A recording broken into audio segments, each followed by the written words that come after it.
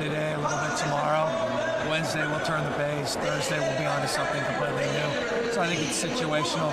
It's frustrating for all of us because we were hoping this would be a cleaner convention in contrast to the Republican convention, but it is what it is. Well, why did it take so long? I mean, Republicans are already attacking the way this happened, pointing to leadership issues. The first she was loud to Gavin, and they pulled her at the last time. Yeah. How do you think about the response? You know what?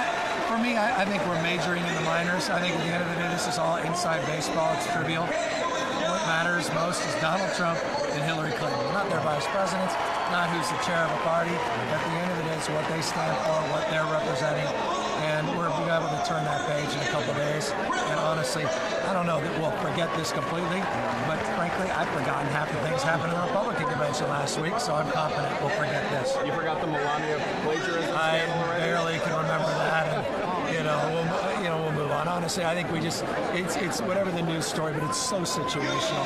And when this week is done, it's going to be about the bump Hillary Clinton got, like the bump Trump got. It's going to be a close race. It's going to be an intense 4 months. 5 points? No, I think, frankly, in the old days, you got 10, 15, 20-point bumps. So in some ways, it wasn't surprising. No, I think this is sort of perfunctory, a lot of this stuff. You don't want to make big mental errors. They had a terrible first 3 days of their convention.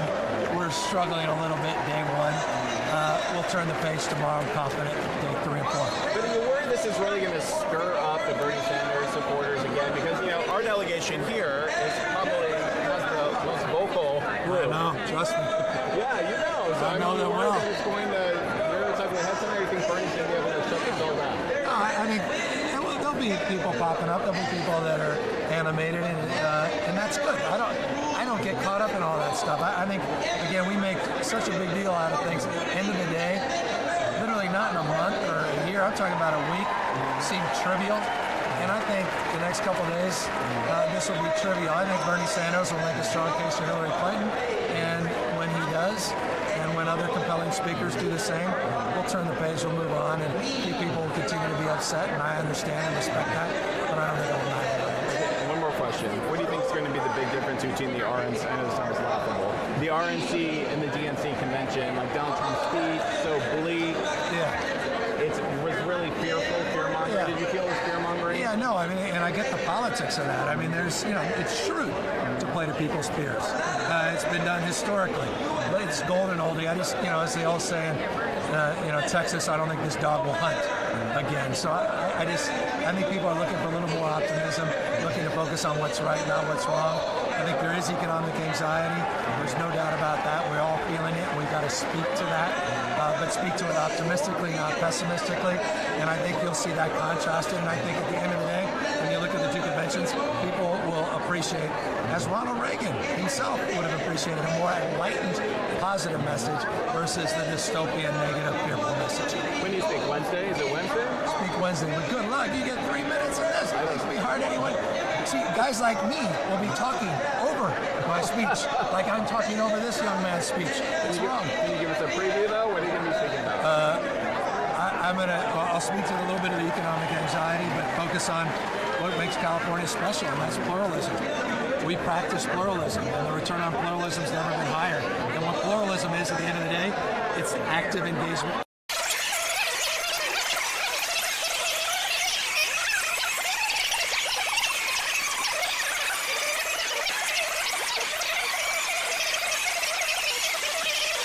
Anxiety, there's no doubt about that. We're all feeling it. We've got to speak to that, but speak to it optimistically, not pessimistically.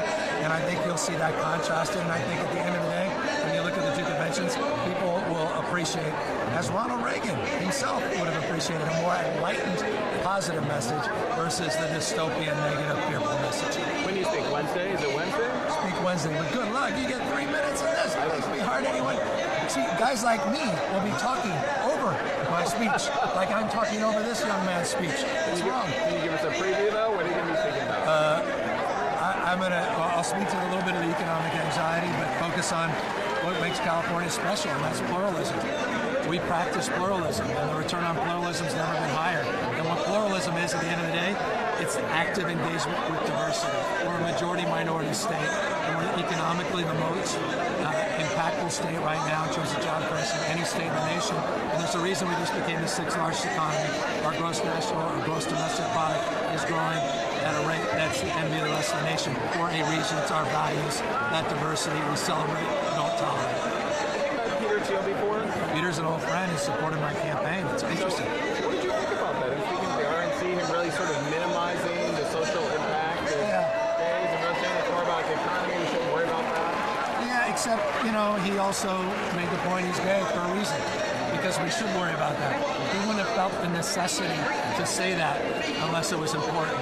So while he may have suggested it's less important than the economic issues, I think he acknowledged by his very presence and his words that his party needs to evolve.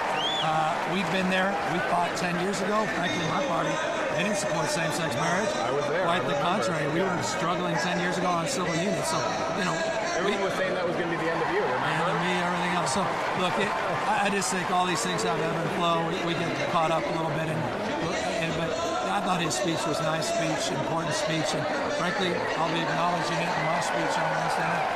Yeah. Looking forward to it. Thank you so much.